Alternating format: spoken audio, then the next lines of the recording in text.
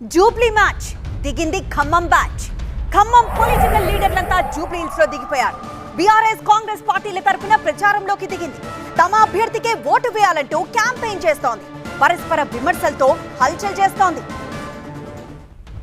Jubilee hills ఉప ఎన్నికల్లో ఖమ్మం జిల్లా నేతల హడావిడి మామూలుగా లేదు. ఖమ్మం నేతలు, కమ్మ సామాజిక వర్గ నేతలు జూబ్లీ హిల్స్ ఓటర్లపై ప్రభావం చూపేందుకు ప్రయత్నిస్తున్నారు. ఎన్టీఆర్ విగ్రహం పైన మాటలు తూటాలు పేల్చుకుంటున్నారు. అమీర్పేటలో ఎన్టీఆర్ విగ్రహం పెట్టిస్తామన్న సీఎం రేవంత్ రెడ్డి, మంత్రి తుమ్మల వ్యాఖ్యలకు కౌంటర్ ఇచ్చారు మాజీ ఎంపీ నామా నాగేశ్వరరావు. 60 ఫీట్ల విగ్రహం పెట్టాం, బ్రహ్మాండంగా లైటింగ్ చేశాం. వారి చరిత్ర అంతా కూడా గ్రానైట్ రాయి మీద మొత్తం కూడా చుట్టుపక్కల అంతా కూడా రాశాం.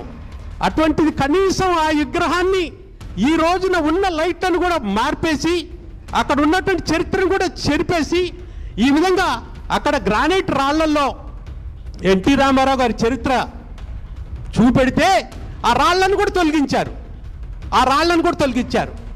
ఎంత బాధ అనిపిస్తుందంటే ఇక్కడ మట్టుకి ఎన్నికల టైంలో ఎన్టీ రామారావు గారు పేరు పెట్టుకొని ముసుగులో ఈ విధంగా మాట్లాడుతుంటే బాధ అనిపిస్తుంది.